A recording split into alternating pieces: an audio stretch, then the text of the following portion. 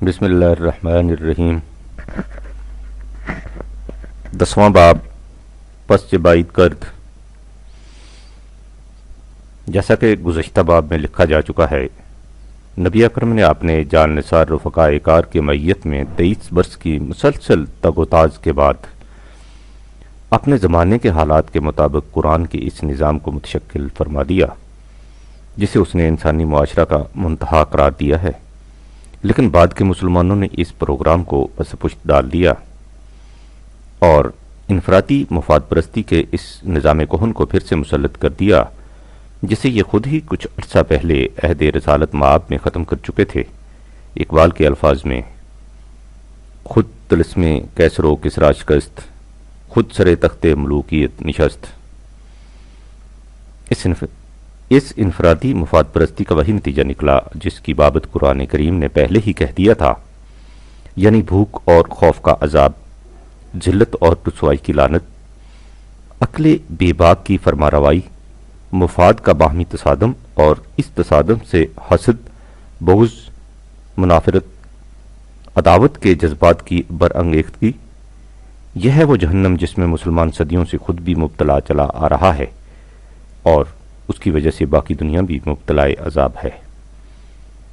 اس کی وجہ سے اس لیے کہ اگر یہ اس پروگرام کو آگے بڑھاتا جو قرآن نے تجویز کیا تھا تو وہ پھیلتے پھیلتے پوری نوع انسانی کو محیط ہو جاتا اور اس طرح دنیا اس عذاب سے بچ جاتی جس میں وہ آج اس طرح ماخوذ ہے۔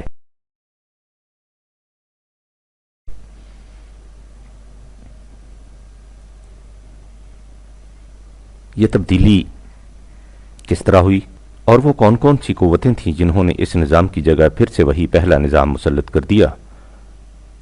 ایک تفصیل طلب تاریخی بحث ہے جس میں ہم جانا نہیں چاہتے کیونکہ ہمارے موضوع پیش نظر سے خارج ہے۔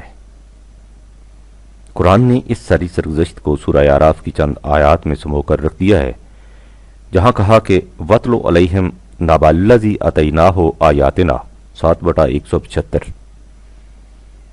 انہیں اس شخص کی سرگزشت سناؤ جسے ہم نے اپنا ضابطۂ قانون دیا، اس نے اس پر عمل کیا اور اس کے زندہ نتائج اپنی آنکھوں کے سامنے دیکھ لیے، لیکن اس کے بعد فَانْسَلَخَ مِنْهَا، وہ اس نظام سے اس طرح نکل کر الگ ہو گیا جس طرح کسی جانور کی کھال کھینچ لی جائے اور اس کے گوشت پر اس کا نشان تک باقی نہ رہے، یا جس طرح سانپ کینچلی سے نکل جاتا ہے۔ اس قوم نے اس طرح قرآن کو چھوڑا اور اس کا نتیجہ یہ ہوا کہ فَأَتْبَعَهُ الشَّيْطَانُ فَكَانَ مِنَ الْغَاوِينَ 7/175۔ شیطان نے اسے جھٹ سے آن دبوچا، وہ تو اس طاق میں بیٹھا تھا کہ یہ کب نظام قرآنی کے محفوظ قلعے سے نکلے اور میں اسے دبوچ لوں۔ شیطان نے کیا دبوچنا تھا؟ یہ قرآن چھوڑنے کا فطری نتیجہ تھا، مگر کوتاہی ذوق عمل ہے خود گرفتاری، جہاں بازو سمٹتے ہیں وہیں سے یاد ہوتا ہے۔ قرآن کہتا ہے کہ اگر یہ مشیت کے قانون کے مطابق زندگی بسر کیے جاتے تو ہم انہیں آسمان کی بلندیوں تک لے جاتے، وَلَوْ شِئْنَا لَرَفَعْنَاهُ بِهَا 7/176۔ لیکن یہ معاشی مفاد پرستیوں کے ساتھ چپک گئے اور اپنے خود ساختہ نظام کا اتباع کرنے لگ گئے، وَلَكِنَّهُ أَخْلَدَ إِلَى الْأَرْضِ وَاتَّبَعَ هَوَاهُ 7/176۔ اس کا نتیجہ یہ ہوا کہ انفرادی مفاد کی لامتناہی ہوس نے ان میں جھول قلب کی سی کیفیت پیدا کر دی کہ اسے کھلاؤ یا دھتکارو ہر حال میں اس کی زبان باہر لٹکتی رہتی ہے۔ فَمَثَلُهُ كَمَثَلِ الْكَلْبِ إِن تَحْمِلْ عَلَيْهِ يَلْهَثْ أَوْ تَتْرُكْهُ يَلْهَثْ 7/176۔ یہ کیفیت ہر اس قوم کی ہو جاتی ہے جو ہمارے ضابطۂ قانون ربوبیت کو جھٹلائے، لہذا تم اس قوم کی کہانی اپنے دور کے مخاطبین کو سناؤ تاکہ وہ غور و فکر کریں کہ ہمیں کیا ہو گیا۔ فَاقْصُصِ الْقَصَصَ لَعَلَّهُمْ يَتَفَكَّرُونَ 7/176۔ ان سے کہو کہ تم سوچو کہ کس قدر بری حالت ہوتی ہے اس قوم کی جو خدا کے ضابطہ کی تکذیب کرے اور کس قدر کمی واقع ہو جاتی ہے اس کی ذات کی نشو و نما میں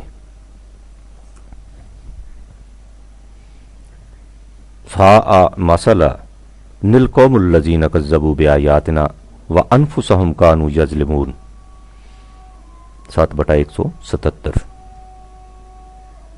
قرآن کریم نے قوموں کے استخلاف و استبدال، سکسیشن اینڈ سبسٹیٹیوشن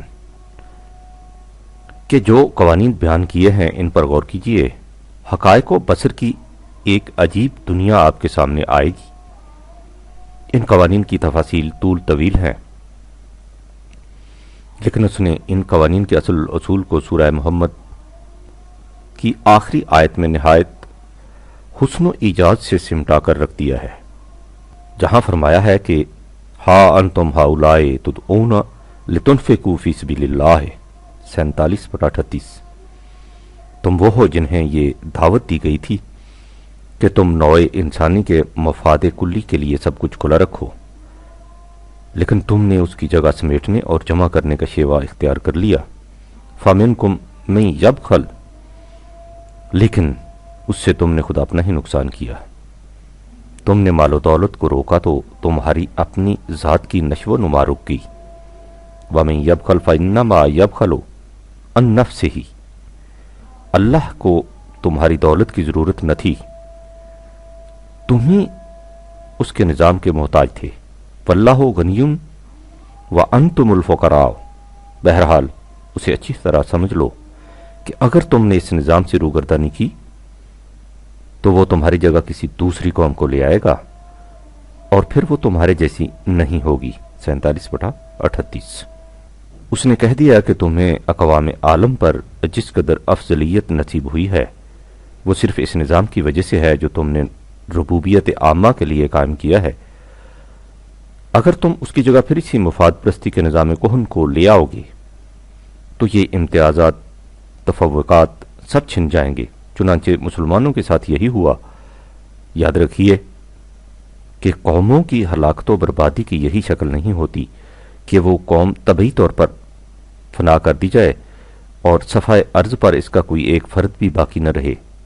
تباہی کی بدترین شکل یہ ہے کہ وہ قوم طبعی طور پر تو زندہ رہے لیکن اس کا شمار زندہ قوموں میں نہ ہو۔ یہی وہ عذاب ہے جس کے متعلق قرآن نے کہا ہے ثم لا يموت فیہا ولا یحیا 87/13، کہ جہنم میں نہ انہیں موت آئے گی اور نہ ہی زندگی نصیب ہوگی۔ غور کرنے پر معلوم ہوگا کہ مسلمان صدیوں سے اسی جہنم کے عذاب میں مبتلا چلا آ رہا ہے۔ اب سوال یہ ہے کہ کیا یہ قوم ہمیشہ کے لیے کار مذلت میں گر گئی یا اس کی باز آفرینی کی کوئی صورت بھی ہے؟ قرآن کہتا ہے کہ اس کا امکان ہے، لیکن اس کی صورت وہی ہے، وہی تیری نہ بیماری، وہی نہ محکمی دل کی، علاج اس کا وہی آب نشاط انگیز ہے ساقی۔ اقبال۔ اگر یہ پھر خدا کے ضابطہ کو اپنا رہنما بنا لیں تو پھر وہی فراوانیاں حاصل ہو جائیں گی، اور اگر اس سے بدستور روگرداں رہے تو یہی حالت رہے گی۔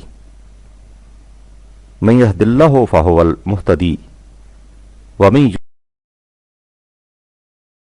یضلل فاولئک ھم الخاسرون 7/178۔ اس کے لیے قرآن میں بیان کردہ قصہ آدم کو پھر سامنے لائیے۔ قرآن کہتا ہے کہ آدم جنت میں تھا جہاں اسے کھانے پینے، رہنے سہنے کے متعلق کسی قسم کی پریشانی نہ تھی، رزق کی کشائش اور سامان زیست کی فراوانی تھی۔ یہ اس لیے تھا کہ معاشی پریشانیاں اس مقصد عظیم کی راہ میں حائل نہ ہوں جس کے لیے اسے پیدا کیا گیا تھا۔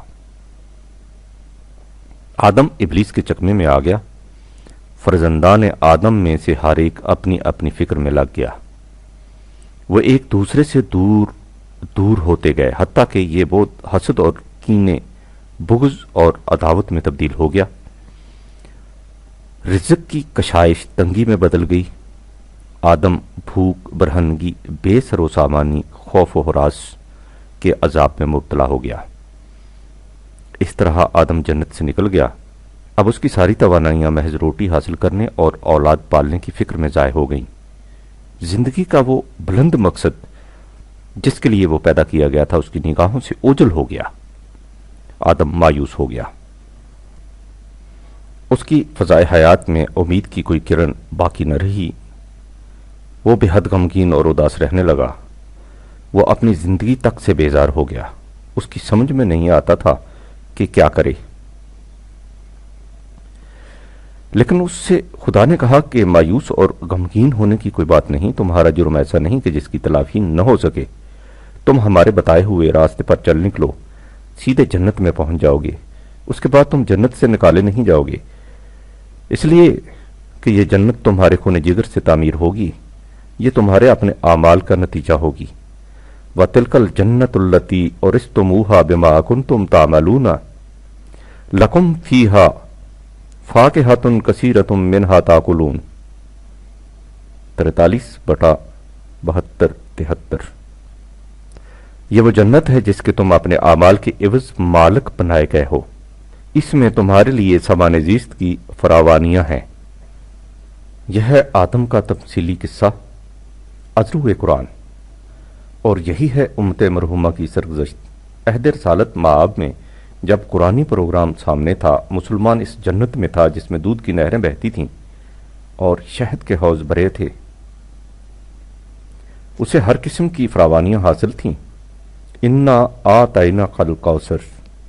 اس کے بعد یہ ابن آدم اس جنت سے نکل گیا اور اس پر چاروں طرف سے مایوسی چھا گئی۔ یہ مایوسی آج اپنی انتہا تک پہنچ چکی ہے۔ اس عذاب سے بچنے کا ایک ہی طریقہ ہے، اور یہ طریقہ وہی ہے جو آدم کو بتایا گیا تھا۔ فمن تبع ہدایا فلا خوف علیہم ولا هم یحزنون 2/288۔ جس نے قرآنی پروگرام کو اپنا ضابطہ حیات بنا لیا، اس کے لیے کوئی خوف و حزن نہیں ہوگا۔ قرآن کا پروگرام اس کے سوا کیا ہے؟ با مسلمہ گفت جاں برکف بنی، ہرچ از حاجت فزوں داری بدی۔ لیکن اصل سوال یہ سامنے آتا ہے کہ جس حالت سے ہم آج گزر رہے ہیں، اس میں آغاز کار کیسے ہو؟ بات شروع کہاں سے کی جائے؟ اس نظام کی خشت اولین کون رکھے؟ اس کی ابتدا کیسے ہو؟ یہ ہے وہ سوال جو ان قلوب کو وقف اضطراب رکھتا ہے، جنہوں نے سمجھ لیا ہے کہ کرنے کا کام یہی ہے کہ اس نظام کو دوبارہ منتشکل کیا جائے۔ ان کی گاڑی یہیں آ کر رک جاتی ہے، اس لیے ضروری ہے کہ اس سوال کو اچھی طرح سمجھ لیا جائے۔ ذرا تصور میں لائیے اس منظر کو کہ قحط سالی کا زمانہ ہے، غلہ کامیاب ہے، اوپر سے نئی فصل بونے کا زمانہ آ گیا ہے۔ دو کسان ایک دوسرے کی ہمسائیگی میں رہتے ہیں، ان میں سے ہر ایک کے پاس ایک ایک من گیہوں ہے۔ ایک کسان اٹھتا ہے اور اپنا گیہوں پسوا کر لے آتا ہے۔ 2 ہی گھنٹے بعد اس کے ہاں سفید گیہوں کی نہایت عمدہ روٹیاں پکنی شروع ہو جاتی ہیں، جنہیں وہ بھی خوش ہو کر کھاتا ہے اور اس کے بچے بھی۔ لیکن دوسرا کسان اپنا گیہوں سر پر اٹھا کر باہر لے جاتا ہے اور اس کھیت میں ڈال آتا ہے جو اس نے آئندہ فصل کے لیے تیار کر رکھا ہے۔ اس کے گھر میں گیہوں کی روٹیاں نہیں پکتیں، اسے اور اس کے بچوں کو اکثر اوقات باجرہ اور مکئی پر گزارا کرنا پڑتا ہے، اور بعض اوقات فاقے تک کی نوبت آ جاتی ہے۔ لیکن وہ اس اسرت کو برداشت کرتا ہے، ہر صبح اٹھ کر اپنے کھیت میں چلا جاتا ہے، دن پر محنت کرتا ہے، 6-7 مہینے مسلسل کڑکڑاتے جاڑے اور چلچلاتی دھوپ میں اپنا لہو پانی ایک کر دیتا ہے۔ اس کے بعد اس کی کھیتی پکتی ہے اور اس کا سارا گھر غلہ سے بھر جاتا ہے۔ اب اسی غلہ میں سے یہ اور اس کے بچے سال بھر مزے سے کھاتے ہیں اور آئندہ فصل کے لیے بیج بھی رکھ لیتے ہیں۔ اب اس سلسلہ کا ایک دور سائیکل بن جاتا ہے۔ پہلے کسان نے اپنی نگاہ قریبی مفاد امیڈیٹ گین پر رکھی، اس نے 4 دن عیش کر لیے، اس کا حال خوشگوار ہو گیا، لیکن مستقبل میں اس کا کوئی حصہ نہ رہا۔ مالہ فی الآخرات من خلاق 2/102۔ دوسرے کسان نے اپنی نگاہ مستقبل پر رکھی۔ شروع میں اسے تکلیف تو ضرور ہوئی، لیکن اس کے بعد اس کا حال بھی خوشگوار ہو گیا اور مستقبل بھی درخشندہ، فی الدنیا حسنہ و فی الآخرات حسنہ۔ لیکن سوال یہ ہے کہ وہ کون سی چیز ہے جس کی بنا پر اس دوسرے کسان نے مفاد عاجلہ سے صرف نظر کر کے اتنی جاں کاہ مشقتوں کو مول لیا، فاقے جھیلے، مصیبتیں برداشت کیں، اس قدر محنت کی؟ حالانکہ دوسرے کسان کی مثال اس کے سامنے تھی کہ 2 گھنٹے میں اس کے گھر عمدہ عمدہ روٹیاں پکنی شروع ہو گئی تھیں۔ اس سوال کا جواب ظاہر ہے۔ اس کسان کو یقین تھا کہ جو دانہ آج مٹی میں ملایا جا رہا ہے اس سے 700 دانے نکلیں گے۔ مستقبل کا یہی یقین تھا جس کی بنا پر اس نے مفاد عاجلہ کو چھوڑا اور اس قدر مصائب اور تکالیف برداشت کی۔ اگر اسے اس امر کا یقین نہ ہوتا کہ اس پروگرام سے ایسے درخشندہ نتائج مرتب ہوں گے تو وہ کبھی اپنی متاع عزیز گیہوں کو اس طرح مٹی میں نہ ملا دیتا۔ مستقبل کے اندیکھے نتائج پر اس طرح کا محکم یقین ایمان بالغیب کہلاتا ہے۔ لہذا یہ کسان کا ایمان بالغیب ہے جو اسے مفاد عاجلہ کی جاذبیت میں کھو جانے سے باز رکھتا ہے اور اتنا عرصہ محنت اور مشقت کی زندگی بسر کرنے پر آمادہ کر دیتا ہے۔ لیکن اس کسان کی مثال میں پھر بھی یہ شکل تھی کہ اس نے خود بھی اس سے بیشتر کئی بار اس قسم کا تجربہ کیا تھا اور اسی طرح بار بار دوسروں کی کھیتی کو اگتے بھی دیکھا تھا۔ اس لیے اس کا یہ ایمان در حقیقت ایمان بالغیب، اندیکھے نتائج پر ایمان نہ تھا۔ اس کا ایمان سنت اللہ، خدا کے غیر متبدل قوانین پر تھا۔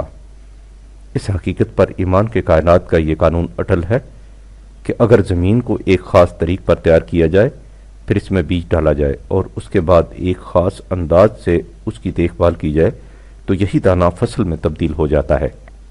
لیکن ذرا سوچئے کہ اگر کسی شخص نے نہ تو پہلے ایسا تجربہ کیا ہو اور نہ ہی اس نے کسی اور کی کھیتی کو اگتے دیکھا ہو، اور اس سے ایک شخص آ کر کہے کہ اپنے غلے کو باہر لے جا کر مٹی میں ملا آؤ، اس سے کھلیان تیار ہو جائے گا، تو اس کی تجویز پر عمل پیرا ہونے کے لیے کسان کو بڑے محکم یقین کی ضرورت ہوگی۔ پہلے تو اس کا اپنا دل اس پر آمادہ نہیں ہوگا۔ اگر وہ کسی نہ کسی طرح آمادہ ہو بھی جائے تو دوسرے لوگ اسے پاگل قرار دے کر اس کا مذاق اڑائیں گے۔ یہ چیز بھی اس کے دل میں تذبذب پیدا کر دے گی۔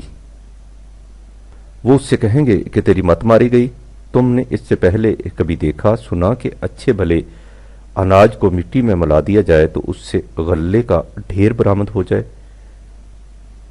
اگر وہ ان حوصلہ شکن اور شکوک انگیز باتوں کو بھی برداشت کر لے گا تو تخم ریزی اور فصل کی تیاری کا درمیانی عرصہ بڑے بیم و رجا میں گزرے گا۔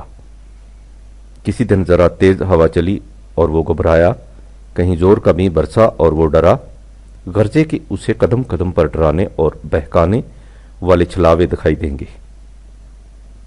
اگر وہ ان تمام صبر آزما اور ہمت شکن مراحل سے بخیر و خوبی گزر گیا، تب کہیں جا کر اسے یقین آئے گا کہ ایک دانہ واقعی کھلیان پیدا کر دیتا ہے۔ اس مثال سے آپ اس جماعت کا اندازہ لگائیے جو نظام ربوبیت کے قیام کے لیے سب سے پہلی بار اٹھتی ہے۔ جو تصور ان کے سامنے پیش کیا جاتا ہے وہ دنیا جہان سے نرالا ہوتا ہے۔ جو پروگرام ان کے لیے وضع کیا جاتا ہے وہ عام زمانہ کی عام روش سے یکسر الگ ہوتا ہے۔ زمانے کا معمول یہ چلا آ رہا ہے کہ ہر شخص لینے کی فکر کرے، اسی میں اس کی حفاظت ہے۔ یہی اس کی اپنی عقل کا تقاضا ہوتا ہے اور یہی سارے زمانے کی روش۔ اسی روش اور معمول کا زندہ نتیجہ ہر شخص کے سامنے ہوتا ہے۔ اس کسان کی طرح جو اپنا غلہ پسوا کر روٹیاں پکانے لگ جاتا ہے، اس کے برعکس ان سے کہا جاتا ہے کہ زندگی کے تحفظ کا راز لینے میں نہیں، دینے میں ہے۔ لینے کا فائدہ مفاد عاجلہ بالکل سامنے ہوتا ہے، لیکن دینے کا فائدہ نگاہوں سے یکسر اوجھل ہوتا ہے۔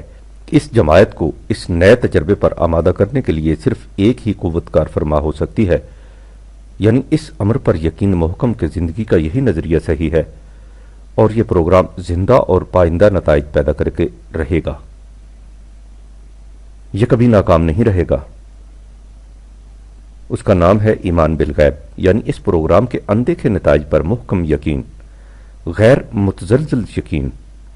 قرآن السابقون الاولون پائنیئرز کی اس جماعت کے لیے اسی ایمان بالغیب کو سنگ بنیاد قرار دیتا ہے۔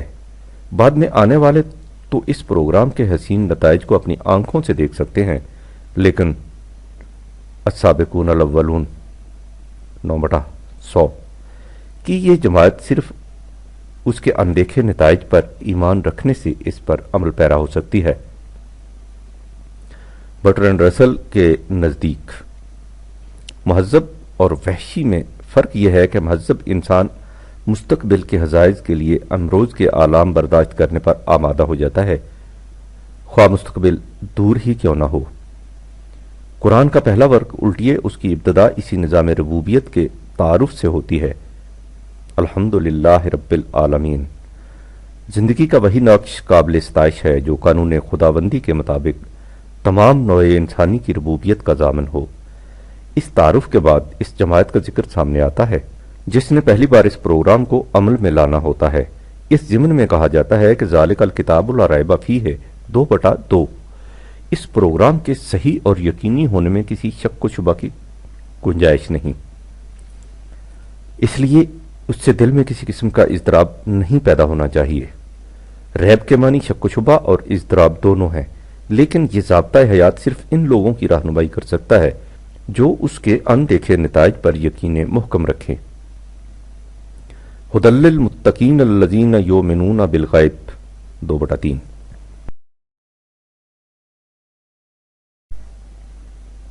اس کے بعد اس پروگرام کے وہ دونوں اصول بیان ہوئے ہیں جن پر اس کی ساری عمارت اٹھتی ہے، یعنی اقامت الصلاۃ اور سامان نشو و نما کو کھلا رکھنا، وَيُقِيمُونَ الصَّلَاةَ وَمِمَّا رَزَقْنَاهُمْ يُنْفِقُونَ 2/4۔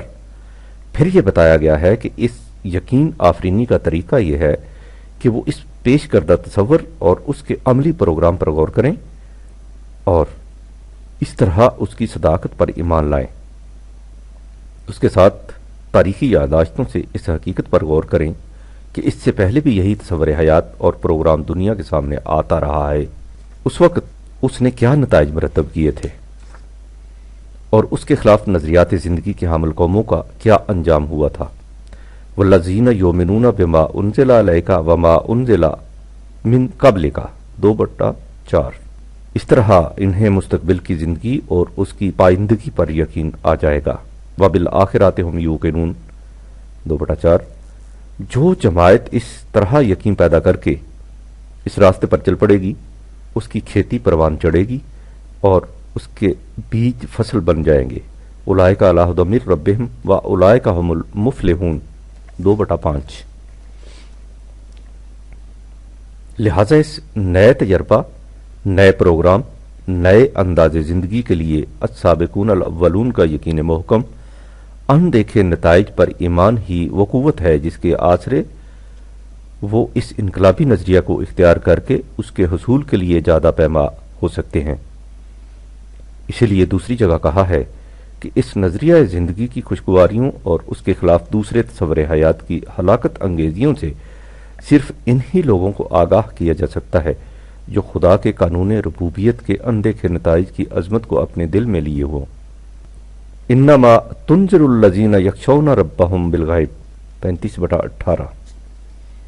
اور اس کے لیے اقامت الصلاۃ اختیار کریں واقاموا الصلاۃ، اور اس حقیقت کبریٰ پر ایمان رکھیں کہ دوسروں کی نشو و نما سے در حقیقت ان کی اپنی نشو و نما ہوتی ہے۔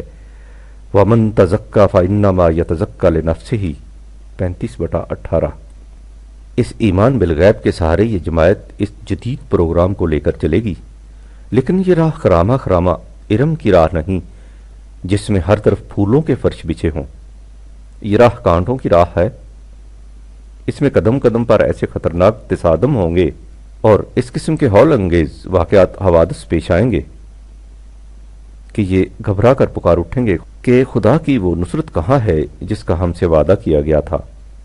چنانچہ اس راستے پر چلنے والوں سے پہلے ہی کہہ دیا گیا کہ أَمْ حَسِبْتُمْ أَن تَدْخُلُوا الْجَنَّةَ وَلَمَّا يَأْتِكُم مَّثَلُ الَّذِينَ خَلَوْا مِن قَبْلِكُم مَّسَّتْهُمُ الْبَأْسَاءُ وَالضَّرَّاءُ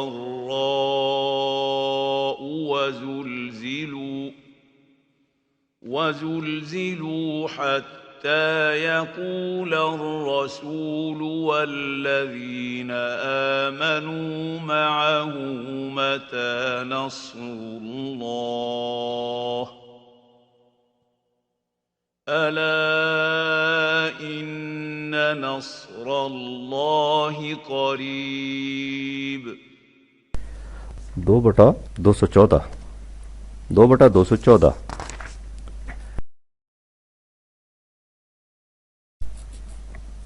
کیا تم سمجھتے ہو کہ تم اس جنتی زندگی میں جو ہی پہنچ جاؤ گے؟ درحال کہ تم پر ابھی ایسے حوادث گزرے ہی نہیں جو ان لوگوں کو پیش آتے تھے جو تم سے پہلے اس راہ پر چلے تھے۔ ان پر اس قدر سختیاں اور مصیبتیں آئیں کہ ان کے دل دہل گئے، یہاں تک کہ اس پروگرام کا داعی اول رسول اور اس کے ساتھی مومنین کی جماعت پکار اٹھے کہ اے نصرت الہی تو کب آئے گی؟ اسی لیے کہا گیا ہے کہ یہ راستہ بڑا کٹھن اور یہ منزل بڑی دشوار گزار ہے، اس میں استقامت کی بڑی ضرورت ہے۔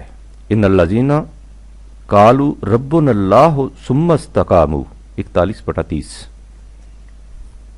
جن لوگوں نے خدا کے قانون ربوبیت کو اپنا نصب العین بنا لیا اور اس راہ پر نہایت استقلال و استقامت سے گامزن ہو گئے، تو یہ ہیں وہ لوگ کہ قانون ربوبیت کے نتائج مرتب کرنے والی کائناتی قوتیں ان کی ممد و مددگار ہوں گی۔ تتنزل علیہم الملائکۃ 41/30 جو انہیں یقین دلائیں گی کہ ان کے لیے خوف و حزن کی کوئی وجہ نہیں۔ اللہ تخافوا ولا تحزنوا 41/30 اور وہ انہیں جنت کی بشارتیں دیں گی جن کا ان سے وعدہ کیا گیا تھا۔ وابشروا بالجنۃ التی کنتم توعدون 41/30 اس کا نتیجہ یہ ہوا کہ وہ قوتیں ان کے قریبی مفاد کی زندگی حیات دنیا میں بھی ان کی رفیق و سازگار ہوں گی اور مستقبل کی زندگی میں بھی ان کی معین و مددگار۔ نحن اولیاؤکم فی الحیات الدنیا و فی الآخرۃ 41/31 اور اس طرح قریب و مستقبل دنیا و آخرت دونوں میں جو کچھ ان کا جی چاہے گا ملے گا، اور جو کچھ وہ طلب کریں گے ان کے سامنے آ جائے گا۔ وَلَكُمْ فِيهَا مَا تَشْتَهِي أَنفُسُكُمْ وَلَكُمْ فِيهَا مَا تَدَّعُونَ 41/31 اس دعوت انقلاب کی مخالفت ہوگی ہر اس مفاد پرست گروہ کی طرف سے جو دوسروں کی کمائی پر جینے اور عیش کرنے کا خوگر ہو چکا ہے۔ ذرا غور کرنے پر یہ حقیقت ابھر کر سامنے آ جائے گی کہ یوں تو دنیا میں ہر شکار میں ایک لذت ہوتی ہے، لیکن یہ لذت اپنی انتہا تک پہنچ جاتی ہے جب ایک انسان کسی دوسرے انسان کا شکار کر رہا ہو۔ نہ معلوم انسان کے خون میں کیا لذت ہے کہ کہتے ہیں کہ جب شیر کے منہ کو آدمی کا خون لگ جائے تو وہ پھر کسی جانور کے خون سے مطمئن نہیں ہوتا۔ شیر کا تو پتہ نہیں، لیکن انسانوں کی دنیا تو ہمارے سامنے ہے۔ اس میں یہ حقیقت ڈھکی چھپی نہیں کہ ہر انسان دوسرے انسان کے شکار کی گھات میں لگا رہتا ہے۔ انسان کی ساری تاریخ در حقیقت اسی سلسلہ صید و صیاد کی تاریخ ہے۔ قیامت ہے کہ انسان نوع انسان کا شکاری ہے۔ جس چیز نے دنیا کو ایسا جہنم بنا رکھا ہے جس کے شعلے دلوں کو لپیٹے ہوئے ہیں، نار اللہ الموقدہ التی تطلع علی الافئدہ 104/6-7 وہ اس کے سوا کیا ہے کہ ہر شخص یہ چاہتا ہے کہ کسی نہ کسی طرح دوسرے کے خون کی رنگینی اس کے چہرے کی سرخی کا باعث بن جائے۔ اس سے ظاہر ہے کہ جب کوئی جماعت اس نظام ربوبیت کے قیام کی کوشش کرے گی جس میں کوئی ایسا شخص جس میں کمانے کی استطاعت ہے کسی دوسرے انسان کی محنت سے فربہی حاصل نہ کر سکے، اور کوئی شخص رزق کے سرچشموں کو اپنی ملکیت قرار دے کر دوسرے انسانوں کو خدا کی نعمت سے محروم نہ کر دے، تو ان لوگوں کی طرف سے اس جماعت کی مخالفت ضروری ہے جن کے منہ کو انسان کا خون لگ چکا ہے۔ اس مخالفت میں سرمایہ داروں اور مذہبی پیشواؤں کی جماعت پیش ہوگی، کیونکہ یہی لوگ دوسروں کی کمائی پر موٹے ہوتے ہیں۔ وہ ایک طرف بزم میں خواہش علمی دلائل پیش کر کے یہ ثابت کرنے کی کوشش کریں گے کہ اس قسم کا نظام انسانی فطرت کے خلاف ہے۔ ان کی دلیل یہ ہوگی کہ اگر تمام لوگوں کی ضروریات پوری ہوتی جائیں گی تو وہ کام ہی نہیں کریں گے، یا یہ کہ جب کسی شخص کو یہ معلوم ہوگا کہ اسے اس کی ضروریات سے زیادہ کچھ نہیں مل سکتا تو وہ اپنی جان کیوں مارے گا۔ وہ کہیں گے کہ انسان ضرورت کے تقاضوں سے مجبور ہو کر کام کرتا ہے، اس کے علاوہ اس سے کام لینے کا اور کوئی طریقہ نہیں۔ مانڈویل کے الفاظ میں غریبوں سے کام لینے کی ایک ہی شکل ہے، اور وہ یہ کہ انہیں محتاج رکھا جائے۔ عقل مندی کا تقاضا یہ ہے کہ ان کی ضروریات کو تھوڑا تھوڑا پورا کیا جائے۔ انہیں ضروریات زندگی کی طرف سے بے نیاز کر دینا حماقت ہے، یا ٹوینسینٹ کے الفاظ میں بھوک کا کوڑا ایسا سخت ہے جو وحشی سے وحشی اور تند سے تند جانور کو بھی رام کر لیتا ہے۔ اس سے سرکش انسان مطیع و فرما بردار بن جاتا ہے۔ اس لیے اگر تم غریبوں سے کام لینا چاہتے ہو تو اس کا ذریعہ فقط ایک ہے، یعنی بھوک ہی وہ واحد جذبہ مہر کا ہے جس سے غریب اور محتاج ہر قسم کا کام کرنے پر آمادہ ہو سکتے ہیں۔ چنانچہ ڈیفو نے یہاں تک کہہ دیا کہ اگر غریبوں کی مدد کی گئی تو وہ سہل انگار ہو جائیں گے، انہیں ان کی حالت پر چھوڑ دینا چاہیے۔ وہ اپنا رزق آپ تلاش کریں اور کام نہ ملنے کی صورت میں فاقہ کشی کریں۔ وہ کہیں گے کہ یہی طریقہ ہے جس سے پیداوار میں اضافہ ہوتا ہے اور ہر شخص دن رات محنت میں لگا رہتا ہے۔ قرآن کہتا ہے کہ جن لوگوں کی آنکھیں صرف قریبی مفاد خواہش کو دیکھتی ہیں اور اس سے آگے نہیں جاتی، ان کے علم کی حد بھی ایسی ہی تنگ ہوتی ہے۔ وَلَمْ يُرِدْ إِلَّا الْحَيَاةَ الدُّنْيَا ذَلِكَ مَبْلَغُهُمْ مِنَ الْعِلْمِ 53/29-30۔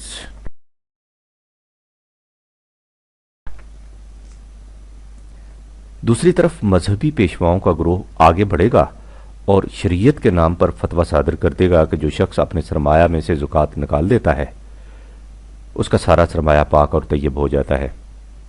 جو شخص اپنی کمائی سے یا بزرگوں کی وراثت سے زمین جائیداد وغیرہ خریدتا ہے وہ اس کا شرعاً جائز مالک ہے، نہ کوئی حد عائد کی جا سکتی ہے اور نہ ہی اس سے اسے محروم کیا جا سکتا ہے۔ غریب اور امیر کی تفریق خود خدا نے رکھی ہے، اس لیے اس تفریق کو مٹانا منشاء خداوندی کے خلاف ہے۔ اگر دنیا میں غریبوں کا طبقہ نہ رہے تو صدقہ اور خیرات کے تمام احکام بے معنی ہو کر رہ جائیں گے۔ اگر لوگ جائیدادیں چھوڑ کر نہ مریں تو وراثت اور وصیت کے تمام قوانین بے مطلب ہو کر رہ جائیں گے۔ لہذا ربوبیت عامہ کی یہ نئی آواز الحاد اور بے دینی ہے۔ یہ اس مسلک کے خلاف ہے جو اسلاف سے متواتر چلا آ رہا ہے۔ عوام ان دلائل سے مطمئن ہو جائیں گے اس لیے کہ وہ ہر موجودہ سسٹم کے اس قدر عادی ہو جاتے ہیں کہ اس کی جگہ کسی دوسرے نظام کے متعلق سوچنے کی زحمت بھی گوارا نہیں کرتے۔ وہ اپنی جہنمی زندگی میں رہنا پسند کرتے ہیں لیکن اپنے دل و دماغ سے کام لے کر اپنے نظام میں تبدیلی کی جرأت نہیں کرتے۔ وَلَقَدْ ذَرَأْنَا لِجَهَنَّمَ كَثِيرًا مِنَ الْجِنِّ وَالْإِنسِ لَهُمْ قُلُوبٌ لَا يَفْقَهُونَ بِهَا وَلَهُمْ أَعْيُنٌ لَا يُبْصِرُونَ بِهَا وَلَهُمْ آذَانٌ لَا يَسْمَعُونَ بِهَا أُولَئِكَ كَالْأَنْعَامِ بَلْ هُمْ أَضَلُّ أُولَئِكَ هُمُ الْغَافِلُونَ 7/179۔ یہ جہنمی وہ ہیں کہ دل رکھتے ہیں لیکن اس سے سوچنے کا کام نہیں لیتے، آنکھیں رکھتے ہیں لیکن راستہ دیکھ کر چلنے کی زحمت کبھی گوارا نہیں کرتے، کان رکھتے ہیں لیکن سننے کی ضرورت ہی نہیں سمجھتے، کہتے یہ ہیں کہ جس راہ پر ہم چلتے چلے آ رہے ہیں وہی راہ حق و صداقت کی راہ ہے، وہ انسان نہیں حیوان ہیں۔ اولئک کالانعام 7/179۔ بلکہ ان سے بھی کہہ گزرے، بل ہم اضل 7/179۔ حیوانات کی تو پھر بھی یہ حالت ہے کہ انہیں صرف ایک وقت میں پیٹ بھرنے کی فکر ہوتی ہے، جمع کرنے کی نہیں، اور انسان کا یہ عالم ہے کہ اس کا کبھی پیٹ ہی نہیں بھرتا۔ ایسا انسان حقیقت سے کس قدر بے خبر ہے۔ اولئک ہم الغافلون۔ قرآن کہتا ہے کہ یہ دلائل انسان کے خود ساختہ مفاد پرستانہ مسلک کے ہیں، خدائی نظام کے نہیں۔ خدائی نظام کی دعوت یہ ہے کہ ارض معاشی پیداوار کا ذریعہ تمام نوع انسانی کے لیے کھلا رہے۔ اس کا مقصد ہی یہ ہے کہ تمام نوع انسانی نہایت خوشگواری سے طیباً کھائے پیے۔ یا ایھا الناس کلوا مما فی الارض حلالا طیبا 2/168۔ لیکن شیطان یہ چاہتا ہے کہ انسانوں کی وحدت کو پارا پارا کر دے، لہذا اس کے مسلک کی پیروی نہ کرنا۔ ولا تتبعوا خطوات الشیطان انہ لکم عدو مبین 2/168۔ وہ اس مقصد کے لیے ایسے نظام کی تلقین کرتا ہے جس میں نہ ہمواریاں رہیں اور ہر شخص بخل کرے۔ انما یامرکم بالسوء والفحشاء 2/169۔ دیکھنا کہیں ایسا نہ ہو کہ تم ناسمجھی سے اس نظام کو خدا کا نظام سمجھنے لگ جاؤ۔ وَأَن تَقُولُوا عَلَى اللَّهِ مَا لَا تَعْلَمُونَ۔ ایسے نظام کو نظام شریعت بتانے والوں سے کہو کہ تم خدا کی کتاب سے اس کی سند لاؤ، وہ اس سے کبھی سند نہیں لا سکیں گے، لیکن اس کے جواب میں کہیں گے کہ ہمارے اسلاف یہی کچھ کہتے چلے آ رہے ہیں جو ہم کہتے ہیں۔ کیا وہ نہیں جانتے تھے کہ خدا کا نظام کیا ہے؟ وَإِذَا قِيلَ لَهُمُ اتَّبِعُوا مَا أَنزَلَ اللَّهُ قَالُوا بَلْ نَتَّبِعُ مَا أَلْفَيْنَا عَلَيْهِ آبَاءَنَا 2/170۔ قرآن کہتا ہے کہ ذرا سوچو کہ یہ کیا دلیل ہے، یعنی ہم اپنے آباء و اجداد کے نقش قدم پر چلتے رہیں گے، خواہ وہ راہ عقل و فکر کے بھی خلاف ہو اور ہدایت خداوندی کے بھی خلاف۔ اَوَلَوْ كَانَ آبَاؤُهُمْ لَا يَعْقِلُونَ شَيْئًا وَلَا يَهْتَدُونَ 2/170۔ قرآن کہتا ہے کہ اگر نظام خداوندی کی دعوت دینے والی پارٹی نے اس طرح استقامت برتی اور تمام مخالفتوں کا مقابلہ کرتی ہوئی آگے بڑھتی گئی، تو اس کے بعد وہ وقت آ جائے گا جب مشیت کے اٹل قانون کے مطابق ان کا تعمیری پروگرام مخالفین کے تقریبی پروگرام پر غالب آ جائے گا۔ اسی کا نام انقلاب ہے، اگرچہ اس انقلاب کی ترتیب ایک عرصہ سے شروع ہو چکی ہوتی ہے، یعنی اس وقت سے جب سے اس جماعت نے اس انقلابی فکر کو عام کرنا شروع کیا تھا، لیکن اس کا ظہور اس طرح دفعتاً غیر متوقع طور پر ہوتا ہے کہ مخالف قوتیں دیکھتی کی دیکھتی رہ جاتی ہیں کہ یہ کیا ہو گیا۔ یہی وہ حقیقت ہے جسے سورہ انعام میں ان الفاظ میں بیان کیا گیا ہے۔ بسم اللہ الرحمن الرحیم۔ قد خسر الذين كذبوا بلقاء الله حتى إذا جاءتهم الساعة بغتة قالوا يا حسرتنا على ما فرطنا فيها وهم يحملون أوزارهم على ظهورهم ألا ساء ما يزرون وما الحياة الدنيا إلا لعب ولهو وللدار الآخرة خير للذين يتقون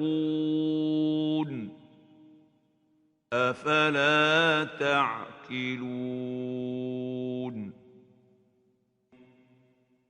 6/31-32।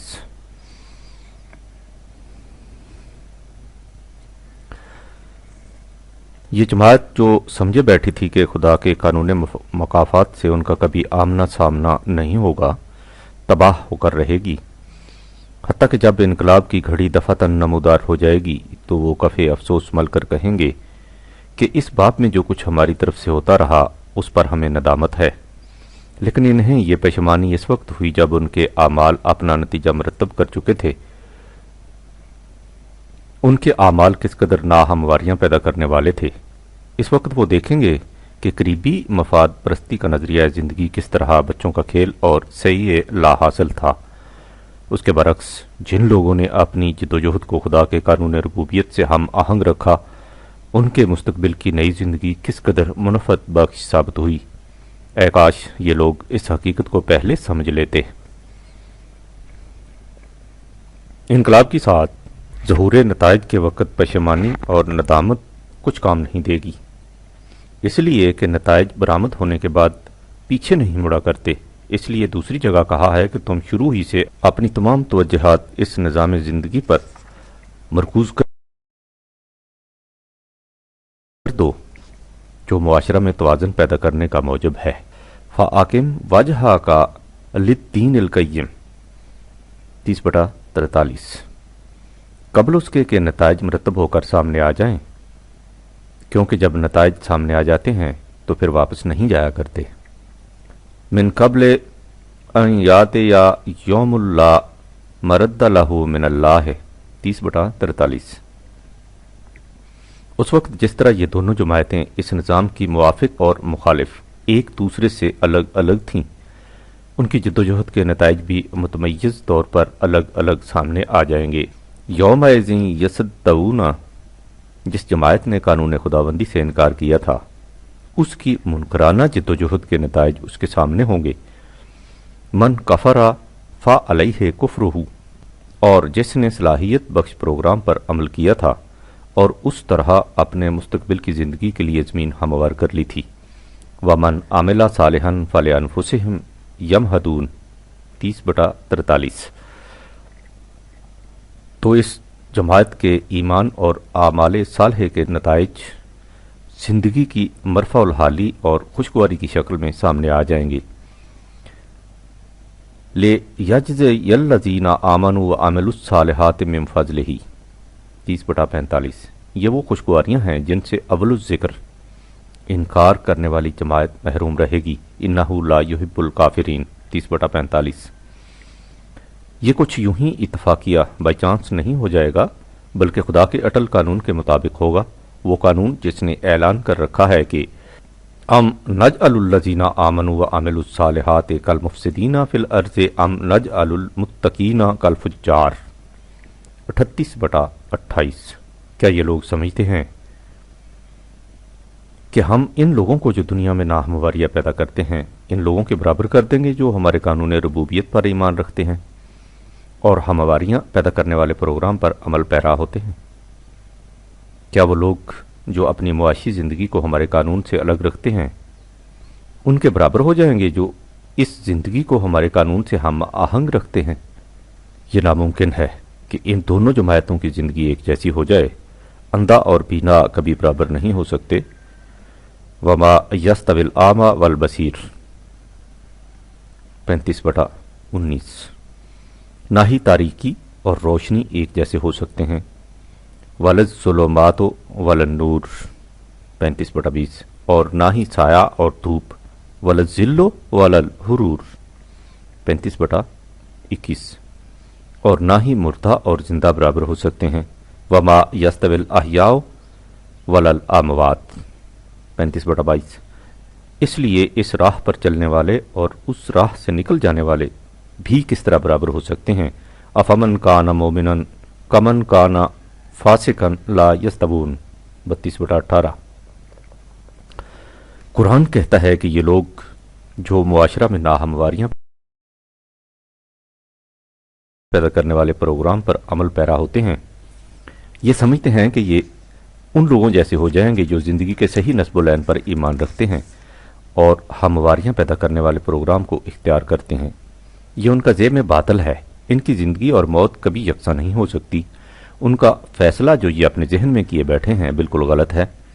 أَمْ حَسِبَ الَّذِينَ اجْتَرَحُوا السَّيِّئَاتِ أَن نَّجْعَلَهُمْ كَالَّذِينَ آمَنُوا وَعَمِلُوا الصَّالِحَاتِ سَوَاءً مَّحْيَاهُمْ وَمَمَاتُهُمْ سَاءَ مَا يَحْكُمُونَ۔ 45/22۔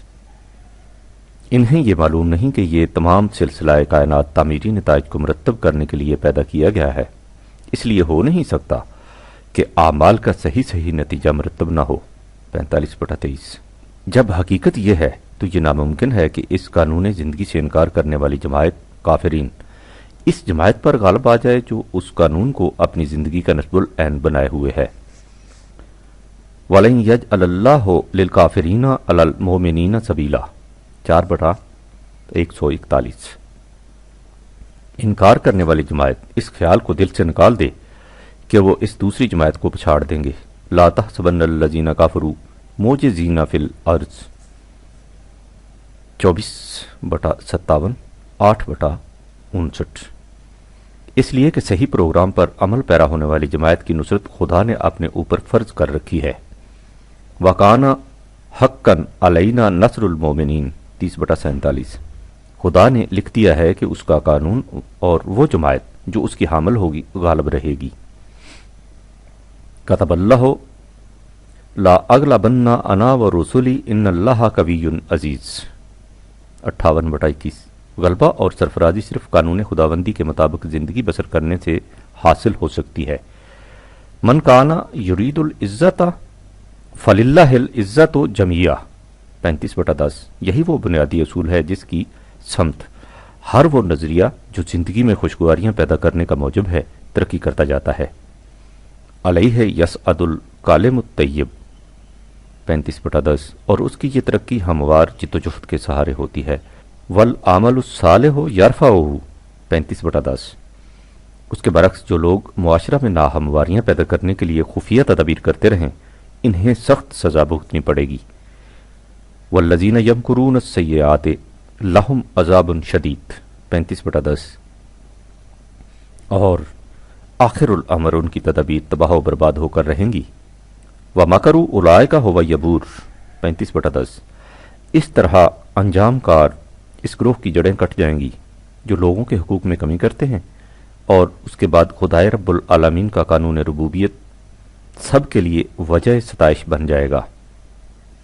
فَقُطِعَ دَابِرُ الْقَوْمِ الَّذِينَ ظَلَمُوا وَالْحَمْدُ لِلَّهِ رَبِّ الْعَالَمِينَ 6/45۔ اس خدا کا قانون جس کی ربوبیت پستیوں اور بلندیوں کو محیط ہے۔ فَلِلَّهِ الْحَمْدُ رَبِّ السَّمَاوَاتِ وَرَبِّ الْأَرْضِ 45/36۔ جس کا نظام نشو و نما تمام کائنات پر چھایا ہوا ہے۔ رب العالمین 45/36۔ معاشی اور آفاقی دنیا میں کبریائی صرف اسی کے لیے ہے۔ وَلَهُ الْكِبْرِيَاءُ فِي السَّمَاوَاتِ وَالْأَرْضِ 45/37۔ اس لیے کہ اس کا قانون سب پر غالب اور محکم ہے۔ وَهُوَ الْعَزِيزُ الْحَكِيمُ 45/37۔ وہ کہتا ہے کہ قوت اور ضعف، اقتدار و محکومیت، عزت و ذلت کے فیصلے خدا کے کائناتی قانون کے مطابق ہوتے ہیں، نہ کہ لوگوں کے خود ساختہ آئین و اصول کے مطابق۔ 3/25۔ یہاں قانون یہ ہے کہ ہر عمل اپنے نتائج مرتب کرتا ہوا آگے بڑھتا جاتا ہے تاکہ وہ اس مقام تک پہنچ جاتا ہے جہاں اس کے نتائج مشہود شکل میں سامنے آ جاتے ہیں۔ یہی اس کا مستقر جائے قرار ہوتا ہے۔ 6/67۔ اسی کا نام وہ میعاد مقرر اجل ہے جو ہر قوم کے لیے متعین ہوتی ہے۔ اس میعاد کا تعین کہیں خارج سے نہیں ہوتا بلکہ قانون خداوندی کے مطابق ہوتا ہے۔ اس دوران میں وہ دیکھتا جاتا ہے کہ اس قوم کے کون کون سے اعمال ایسے ہیں جن کے نتائج باقی رہنے کے قابل ہیں اور کون کون سے ایسے جو مٹا دینے کے قابل ہیں یہ فیصلے خدا کے قانون مشیت کے مطابق ہوتے رہتے ہیں۔ 13/39 لہٰذا یہ میعاد در حقیقت اس وقفے کا نام ہے جس میں اس قوم کا غلط نظام اپنے نتائج مرتب کرتا ہوا نقطہ آخرین تک پہنچ جاتا ہے، جہاں وہ کسی کے سنبھالے نہیں سنبھل سکتا، نہ کسی کے روکے رک سکتا ہے۔ 10/49 کوئی عمل خواہ چھوٹا ہو یا بڑا اس قانون کی زد سے باہر نہیں رہ سکتا، ہر ایک نتیجہ خیز ہوتا ہے۔ 18/49 اس کی گرفت بڑی سخت ہے۔ 44/16 85/12 اور اس کا مواخذہ بڑا محکم۔ 73/16 لہذا جس انقلاب عظیم کے متعلق تمہیں کہا جا رہا ہے وہ آ کر رہے گا۔ 22/1 تا 7 اس وقت یہ تمام سرکش اور متمرد ارباب اقتدار جو اس وقت اس نظام کی مخالفت میں اس قدر زوروں پر ہیں، خاسر و ناکام بدحواس ہو کر ادھر ادھر بھاگ اٹھیں گے۔ 14/45 تا 52 ان سے کہا جائے گا کہ اب کہاں بھاگ رہے ہو۔ 21/12 تا 14 36/29 اور 46 اب کہیں پناہ نہیں مل سکتی۔ 75/11 اس وقت ان سے کہا جائے گا کہ یہ ہے تمہارا اعمال نامہ جو اس وقت اس انقلاب کے رنگ میں بے نقاب ہو کر تمہارے سامنے آیا ہے۔ 45/29 اس وقت ان کی یہ حالت ہو جائے گی جیسے کٹے ہوئے کھیت یا بجھے ہوئے کوئلے۔ 21/14 پھر ان پر نہ آسمان روئے گا نہ زمین صف ماتم بچھائے گی۔ 44/29 اور نہ ہی ہم متاسف ہوں گے۔ 91/15 اس لیے کہ یہ سب کچھ ہمارے لگے بندے قانون مکافات کے مطابق ہوگا، یوں ہی اندھا دھند فیصلے کا نتیجہ نہیں ہوگا جس کے بعد انسان خود ہی پشیمان ہو جاتا ہے کہ یہ میں نے کیا کر دیا۔ لہٰذا ان سے کہو کہ جو کچھ تم سے کہا جاتا ہے کہ تمہارا انجام یہ ہوگا، اس پر ہنسو نہیں خون کے آنسو رو ہو۔ 73/60 کہ یہ مقام رونے ہی کا ہے۔ قرآن کریم کے ان محکم حقائق اور بین شواہد سے ان لوگوں کے دلوں میں جو اس انقلاب ربوبیت کے لیے سب سے پہلے تیار ہوتے ہیں یقین راسخ پیدا کرتا ہے، اور جیسا کہ پہلے لکھا جا چکا ہے یہی وہ قوت ہے جس کے آسرے پر وہ ایسے عظیم انقلاب کے لیے کمر بستہ ہو سکتے ہیں۔ لہٰذا اگر آج کا مسلمان یہ سمجھتا ہے کہ نظام ربوبیت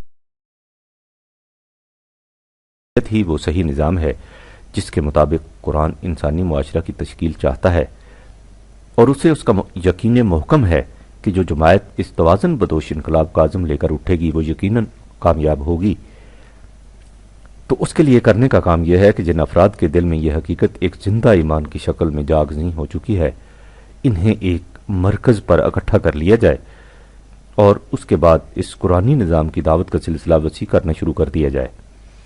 اس وقت دنیا اپنے ہاتھوں کے بنائے ہوئے جہنم میں اس بری طرح سے ماخوذ ہے کہ اسے اس سے نجات کی کوئی صورت نظر نہیں آتی۔ اس نے اپنے خود ساختہ نظام حیات کو ایک ایک کر کے آزما لیا ہے، اور ہر تجربے کے بعد وہ بے ساختہ پکار اٹھتی ہے کہ تلاش جس کی ہے وہ زندگی نہیں ملتی۔ یہی نہیں بلکہ ہر نیا تجربہ اسے نئی قسم کی مشکلات میں الجھا دیتا ہے۔ اس وقت ساری دنیا پر عجیب انداز کی مایوسی چھائی ہوئی ہے۔ وہ ہر دور سے اٹھنے والی گرد کو بڑی حسرت سے دیکھتی ہے کہ شاید اسی میں وہ شاہسوار چھپا ہوا ہو جو اس کے مصائب و مشکلات کا خاتمہ کر دے، لیکن اس کے بعد پھر مایوس ہو کر بیٹھ جاتی ہے کہ اسے اس گرد میں رہنما کی جگہ راہزن دکھائی دیتے ہیں۔ ان حالات میں اگر کسی ملک کے مسلمانوں نے خدا کے اس نظام ربوبیت کو عملی شکل میں دنیا کے سامنے پیش کر دیا تو وہ یقین مانیں کہ ساری دنیا کی امامت ان کے حصہ میں آ جائے گی، اور جنت سے نکلا ہوا آدم جو آج اس طرح مبتلا غم و اندوہ حیران و پریشان مارا پھر رہا ہے، پھر سے جنت میں پہنچ جائے گا۔ اس مقام پر اس حقیقت کا سمجھ لینا ضروری ہے کہ نظام ربوبیت نہ تو انفرادی طور پر قائم کیا جا سکتا ہے اور نہ ہی کسی پارٹی کے ذریعے۔ اس کا قیام صرف ایک مملکت کر سکتی ہے جو ملک میں ایک ایسا معاشی نظام قائم کرے جس میں کوئی فرد اپنی بنیادی ضروریات زندگی سے محروم نہ رہنے پائے۔ یہ مملکت انہی لوگوں کی ہو سکتی ہے جو قرآن کریم کے عطا فرمودہ قوانین اور مستقل اقدار پر یقین محکم رکھے اور دین کو عملی صورت میں متشکل کرنے کو اپنی زندگی کا فریضہ سمجھے۔ یہ مملکت قرآن کے نظام ربوبیت کی تجربہ گاہ بنے گی، اس کے بعد اس نظام کے درخشندہ نتائج ساری دنیا کو اپنی طرف کھینچ لیں گے۔ یہ تو وہ طریقہ کار ہے جس سے نظام ربوبیت انسانوں کے ہاتھوں سے قائم ہوتا ہے، لیکن اگر انسان اس کے قیام میں کوشش نہ کریں تو بھی یہ خدا کے آفاقی قانون کے مطابق، جسے عام طور پر زمانے کا تقاضا کہا جاتا ہے، ایک نہ ایک دن قائم ہو کر رہے گا۔ لیکن خدا کا آفاقی قانون انسانی عمر کی نسبت سے بڑا سست رفتار ہے۔ آپ کائنات کے نظام ارتقاء ایولیوشن کو دیکھیے، کسی نوع سپیسز میں ایک ذرا سی تبدیلی کے لیے ہزار سال لگ جاتے ہیں۔ اسی لیے قرآن میں ہے کہ خدا کا ایک ایک دن ہزار اور 50,000 سال کا ہوتا ہے۔ دیکھیے 22/47، 32/5، 70/4۔ لہذا آفاقی قانون کے مطابق نظام ربوبیت کے قیام میں نامعلوم کتنا عرصہ لگ جائے۔ اس دوران میں انسانیت مصیبتوں اور مشقتوں کے جس جہنم سے گزرے گی وہ ظاہر ہے، لیکن اگر اسی آفاقی قانون کے ساتھ انسان کی رفاقت شامل ہو جائے تو ہزار سال کا یہی عرصہ سمٹ کر دنوں میں تبدیل ہو جاتا ہے۔ قرآن میں ہے کہ مفاد پرستانہ ذہنیت کے لوگ مذاق اڑاتے ہیں کہ وہ تباہی اور بربادی کہاں ہے جس سے تم ڈرا رہے ہو۔ خدا کا وہ عذاب کب آئے گا جس انقلاب کا تم ذکر کر رہے ہو، وہ آتا کیوں نہیں؟ وَيَسْتَعْجِلُونَكَ بِالْعَذَابِ 22/47۔ جواب میں کہا جاتا ہے کہ ان سے کہہ دو کہ خدا کا وعدہ غلط نہیں ہوا کرتا، وہ تباہی آ کر رہے گی۔ بات صرف یہ ہے کہ خدا کا ایک دن تمہارے اعداد و شمار کے مطابق ہزار سال کا ہوتا ہے۔ وَلَن يُخْلِفَ اللَّهُ وَعْدَهُ إِنَّ يَوْمًا عِندَ رَبِّكَ كَأَلْفِ سَنَةٍ مِّمَّا تَعُدُّونَ 22/47۔ اس لیے آفاقی قانون کے مطابق اس غلط نظام کی تباہی کچھ عرصہ بعد ظہور میں آئے گی، لیکن جب اسی قانون کے ساتھ محمد رسول اللہ صلی اللہ علیہ وسلم والذین معہ رضوان اللہ علیہم کی رفاقت شامل ہو گئی تو وہ تباہی دنوں میں سامنے آ گئی، اور قریش نے اپنی آنکھوں سے دیکھ لیا کہ یہ موعودہ انقلاب کس طرح آ کر رہا ہے۔ چنانچہ وہی سوال جب نبی اکرم صلی اللہ علیہ وسلم سے کیا گیا، یعنی عذاب کب آئے گا، تو آپ کی زبان مبارک سے کہلایا گیا کہ انما توعدون لآت وما انتم بمعجزین 6/135۔ جس انقلاب کا وعدہ کیا گیا ہے وہ یقیناً آنے والا ہے، تمہاری کوششیں اسے روک نہیں سکتی، بس اتنا ہے کہ تم اپنے پروگرام پر عمل کرتے جاؤ اور مجھے اپنے پروگرام پر عمل کرنے دو۔ کل یا قوم اعملوا علی مکانتکم انی عامل 6/136۔ تھوڑے ہی دنوں کے بعد نتیجہ تمہارے سامنے آ جائے گا، فسوف تعلمون 6/136۔ یعنی انقلاب دونوں صورتوں میں آ کر رہے گا، لیکن اگر اسے تنہا آفاقی قانون کے سپرد کر دیا گیا تو یہ پروگرام اپنی منازل ہزار سال کے دنوں میں طے کرے گا، اور اس میں بڑی بڑی تباہیوں کا سامنا بھی ہوگا، اور اگر اس کے لیے انسانوں کی جماعت اٹھ کھڑی ہوئی تو فسوف تعلمون، وہ ابھی سامنے آ جائے گا اور نسبتاً امن و سکون سے قائم ہو جائے گا۔ لیزلی پاؤل اس باب میں لکھتا ہے، انسان اپنی زندگی میں فطری عمل ارتقاء کے خلاف چلتا ہے، وہ اس کا انتظار نہیں کرتا کہ حوادث عالم اپنے طریق پر اس کے مقصد کی سمت چلے، نہ ہی وہ زمانہ کا انتظار کرتا ہے کہ وہ اس کا سازگار ہو۔ وہ حوادث کو مجبور کر دیتا ہے کہ وہ اس کے پروگرام کے مطابق چلیں، وہ جس چیز کی خواہش کرتا ہے اس کے مطابق اپنا پروگرام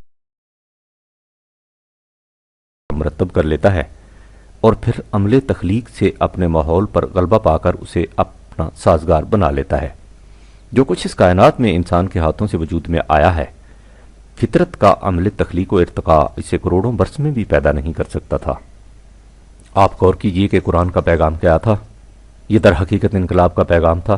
ان تمام غلط نظریہ ہائے زندگی اور تصورات حیات کے خلاف جن پر انسانی معاشرہ کی بنیادیں رکھی جاتی تھیں، قرآن نے ان تصورات کو ایک ایک کر کے گنایا اور واضح الفاظ میں بتا دیا کہ یہ تصورات غلط ہیں۔ اس کے ساتھ ہی اس نے ان تصورات کو بھی وضاحت سے بیان کر دیا جن کے مطابق صحیح انسانی معاشرہ متشکل ہو سکتا ہے۔ نبی اکرم صلی اللہ علیہ وسلم نے مسلسل جہاد سے غلط تصورات حیات کو مٹا دیا اور ان کی جگہ آپ نے زمانے کے تقاضوں کے مطابق صحیح تصورات کو عملاً متشکل فرما دیا، یعنی جو انقلاب خدا کے آفاقی قانون کے مطابق ہزاروں سال بعد ظہور پذیر ہوتا، اس جماعت کی رفاقت سے وہی انقلاب چند سال کی مدت میں سامنے آ گیا۔ کچھ عرصہ کے بعد اس قوم نے ان تصورات کو چھوڑ دیا اور پھر سے وہی غلط تصورات ان کے معاشرے کے اجزاء بن گئے، یعنی انسانوں نے خدا کے قانون کی رفاقت چھوڑ دی۔ اب یہ انقلاب پھر تنہا آفاقی قانون کے سپرد ہو گیا۔ اب دیکھیے کہ اس 1000 سال کے عرصہ میں غلط تصورات کس طرح ایک ایک کر کے پیچھے ہٹتے گئے اور ان کی جگہ صحیح تصورات یا ان تصورات سے ملتے جلتے تصورات آہستہ آہستہ مسلط ہوتے چلے گئے۔ مثلا قرآن نے کہا تھا کہ ملوکیت، کنگشپ کا نظام باطل کا نظام ہے۔ کسی انسان کو حق حاصل نہیں کہ کسی دوسرے انسان پر حکومت کرے۔ انسانی معاملات کا حل باہمی مشاورت سے ہونا چاہیے۔ آپ دیکھیے کہ دنیا کس طرح کشاں کشاں اس انقلاب کی طرف چلی آ رہی ہے۔ اگرچہ دنیا ابھی تک اس باب میں اس منزل تک نہیں پہنچی جو قرآن نے متعین کی تھی، لیکن بائی ہمہ اس کا ہر قدم شہنشاہیت کے بت کو توڑ کر شورائیت کی طرف اٹھ رہا ہے۔ پھر اس نے کہا تھا کہ پیشوائیت کا ادارہ باطل کی بنیادوں پر قائم ہے۔ خدا اور بندوں کے درمیان کسی ذریعے اور واسطے کی ضرورت نہیں۔ آپ دیکھیے کہ دنیا سے کس طرح پیشوائیت کا خاتمہ ہو رہا ہے۔ اس نے کہا تھا کہ غلامی، سلیوری، نوع انسانی کے ماتھے پر کلنک کا ٹیکا ہے۔ خدا نے ہر فرزند آدم کو ایک جیسا پیدا کیا ہے اور ہر آدمی آدمی ہونے کی جہت سے مستحق کے تکریم ہے۔ وَلَقَدْ كَرَّمْنَا بَنِي آدَمَ۔ آپ نے دیکھا ہے کہ دنیا نے کس طرح غلامی کو لعنت قرار دے کر مٹایا ہے۔ اس نے کہا تھا کہ رنگ، نسل، زبان، وطن، قومیت کی تفریق و تقسیم یکسر باطل ہے۔ تمام نوع انسانی ایک عالمگیر برادری ہے۔ ساری دنیا کے انسان امت واحدہ کے افراد ہیں۔ آپ دیکھ رہے ہیں کہ دنیا کس طرح رفتہ رفتہ اسی تصور کو اپنانے کی فکر کر رہی ہے۔ یہ سب کچھ خدا کے کائناتی قانون کی روح سے از خود ہو رہا ہے۔ یہی ہے وہ قانون جسے قرآن سنت اللہ کہہ کر پکارتا ہے اور جسے اقبال فطرت کے لطیف اشاروں سے تعبیر کرتا ہے۔ یہی وہ قانون ہے جو اس امر کا فیصلہ کرتا ہے کہ دنیا میں کون سا نظریہ، تصور یا نظام باقی رہنے کے قابل ہے اور کون سا مٹ جانے کا مستحق۔ 13/39۔ یہ قانون آہستہ آہستہ بتدریج ایسے حالات پیدا کرتا رہتا ہے جن کی روح سے تخریبی نتائج کے حامل تصورات مٹتے جاتے ہیں اور تعمیری نتائج کے ضامن تصورات ان کی جگہ لیتے جاتے ہیں۔ قرآن کی اصطلاح میں اس طریقے عمل کو احقاق حق اور ابطال باطل کہا جاتا ہے۔ 8/8، 21/18۔ اس قانون کا اصل الاصول، جیسا کہ پہلے بھی لکھا جا چکا ہے، یہ ہے کہ باقی وہی رہتا ہے جو نوع انسانی کی عالمگیر منافعت کا موجب ہوتا ہے۔ باقی سب کچھ خس و خاشاک کی طرح بہہ جاتا ہے۔ 13/17۔ یہی وہ شجر طیب ہے جس کی جڑیں پاتال میں ہوتی ہیں اور شاخیں بام فلک کو چومتی ہیں۔ 14/24، 28۔ اسی قانون کے مطابق قرآن نے کہا ہے کہ سرمایہ پرستی کا مفاد پرستانہ نظام باطل کا نظام ہے، اس لیے یہ باقی نہیں رہ سکتا۔ باقی وہی نظام رہ سکتا ہے جو نوع انسانی کی ربوبیت و منفعت کا ضامن ہوگا، یعنی جس میں انسان کے جسم اور اس کی ذات دونوں کی نشو و نما ہوتی جائے گی، اور اس طرح اس کی اس دنیا کی زندگی بھی خوشگوار ہو جائے گی اور آخرت کی زندگی بھی۔ ظاہر ہے کہ جس طرح قرآن کے پیش کردہ دوسرے انقلابات بتدریج آ چکے ہیں یا آ رہے ہیں، یہ معاشی انقلاب بھی آ کر رہے گا۔ اس حقیقت کا اعتراف کس طرح ہو رہا ہے اس کا اندازہ اس ایک واقعہ سے لگائیے۔ چند صفحات پہلے امریکہ کے نامور جرنلسٹ جیک بالڈن کی اس کتاب چائنا سنیکس دا ورلڈ کا ذکر آ چکا ہے جو اس نے انقلاب چین کے متعلق لکھی ہے۔ مغرب کے بڑے بڑے مدبرین نے اس کتاب کی تعریف کی ہے۔ بالڈن اس کتاب کے پیش لفظ میں لکھتا ہے کہ دنیا حیران ہے کہ چین کا یہ انقلاب رونما کس طرح ہو گیا۔ خاقان چین چیانگ کائی شیک لامحدود قوتوں کا مالک تھا۔ پھر اس کے ساتھ امریکہ کی مدد شامل تھی، جہاں سے اسے اسلحہ اور دیگر سامان جنگ بافرات مل رہا تھا۔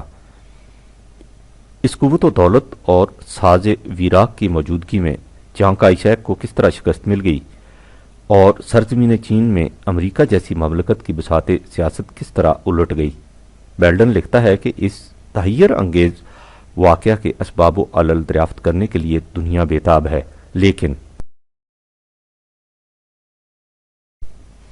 نہ تو حکومت امریکہ اور امریکی پریس، نہ ہی امریکہ کے عوام اور ان کے وہ نمائندے جو مشرق بعید کے کونسل خانوں میں بیٹھے ہیں، نہ کاروباری حلقے اور نہ ہی فوجی ادارے اپنی نگاہ کو اپنے ذاتی یا قومی مفاد کی تنگ وادی سے آگے لے جاتے ہیں تاکہ وہ اہل چین کے درد آگیں اور پر از جذبات قلوب تک جا پہنچیں۔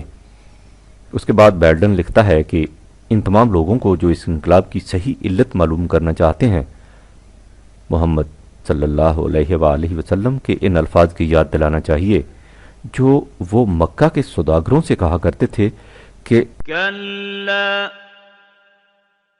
بل لا تكرمون اليتيم ولا تحاضون على طعام المسكين 99/17-18 نہیں، تمہاری ہلاکت و بربادی کا اصل سبب یہ ہے کہ تم یتیم کی عزت نہیں کیا کرتے تھے اور ایک دوسرے کو مسکین کی روٹی کا انتظام کرنے کی ترغیب نہیں دیا کرتے تھے۔ آپ نے غور کیا کہ اس غیر مسلم امریکی مصنف کی نگاہ کس طرح قرآن کے ان حقائق تک پہنچی ہے جو اس نے 1400 سال پہلے بیان کیے تھے۔ لہذا قرآن کا پیش کردہ معاشی انقلاب آ کر رہے گا، اس کے متعلق قرآن کریم سے نہایت لطیف اشارات ملتے ہیں جو اپنے وقت پر حقیقت ثابتہ بن کر سامنے آتے جائیں گے۔ مثلا سورہ انبیاء میں ہے کہ موجودہ نظام معیشت جس کی روح سے ایک فرد واحد بلا حدود و قیود رزق کے سرچشموں کو اپنی ملکیت میں لے لیتا ہے اور وہ اس کے بعد اس کی نسل میں وراثتاً منتقل ہوتے رہتے ہیں، قرن ہا قرن سے چلا آ رہا ہے۔ بل متعنا ہؤلاء و آباؤہم حتی طال علیہم العمر 21/44۔ اس سے یہ لوگ سمجھنے لگ گئے ہیں کہ یہی نظام صحیح فطرت کے مطابق نظام ہے اور اس کے صحیح ہونے کی دلیل بھی یہی پیش کرتے ہیں کہ یہ اتنے زمانے سے چلا آ رہا ہے، لیکن قرآن کہتا ہے اور ہمارے زمانے کے انسانوں سے بالخصوص کہتا ہے کہ کیا یہ لوگ دیکھ نہیں رہے کہ ہمارا کائناتی قانون ایک غیر مرئی قوت کے زور سے کس طرح معیشت کے ان لامحدود ذرائع کو ان لوگوں کے ہاتھوں سے چھین چھین کر ان کی ذاتی ملکیتوں کو کم کرتا چلا جا رہا ہے۔ افلا یرون انا ناتی الارض ننقصها من اطرافها، کیا یہ نہیں دیکھتے کہ ہم معاشی وسائل ارض کو ان بڑے بڑے لوگوں اطرافها کے ہاتھوں سے کم کرتے جا رہے ہیں۔ اطراف کے معنی رؤسا اور اکابر ہیں۔ اس کے بعد ہے کہ کیا یہ لوگ محض اس دلیل کی بنا پر کہ موجودہ نظام قرن ہا قرن سے چلا آ رہا ہے اور ان کی ذاتی ملکیت میں کوئی تصرف نہیں کر سکتا، ہمارے قانون پر غالب آنا چاہتے ہیں؟ افاہم الغالبون 21/44۔ قرآن کہتا ہے کہ اب وہ دور گزر گیا، اب وہ زمانہ آ رہا ہے جس میں انصاف کی روح سے میزان کھڑی کی جائے گی۔ وَنَضَعُ الْمَوَازِينَ الْقِسْطَ لِيَوْمِ الْقِيَامَةِ 21/47۔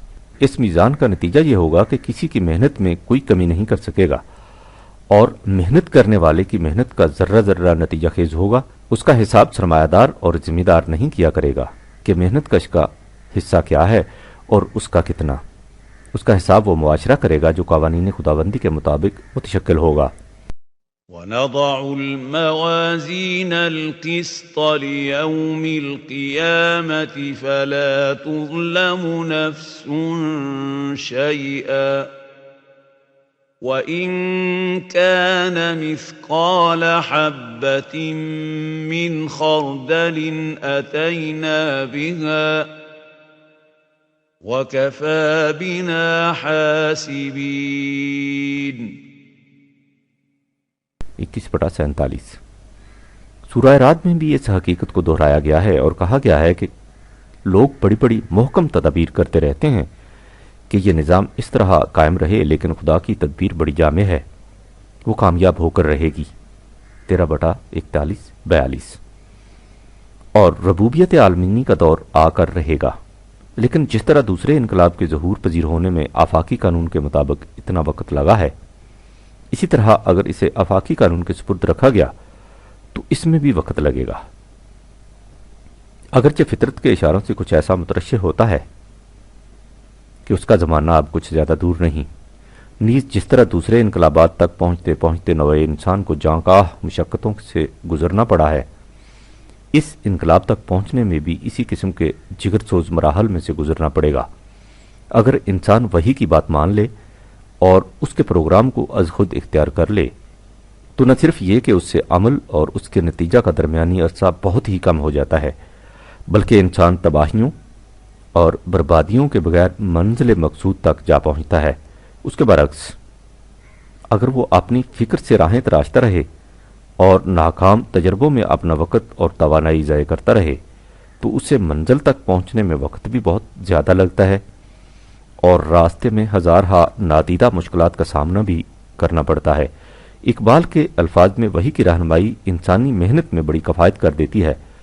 فرشتوں نے جس آدم کے خمیر میں آگ کی چنگاریاں اور خون کے چھینٹے دیکھے تھے، وہ آدم وہی تھا جو وحی کی رہنمائی کے بغیر سفر زندگی طے کرنا چاہتا تھا۔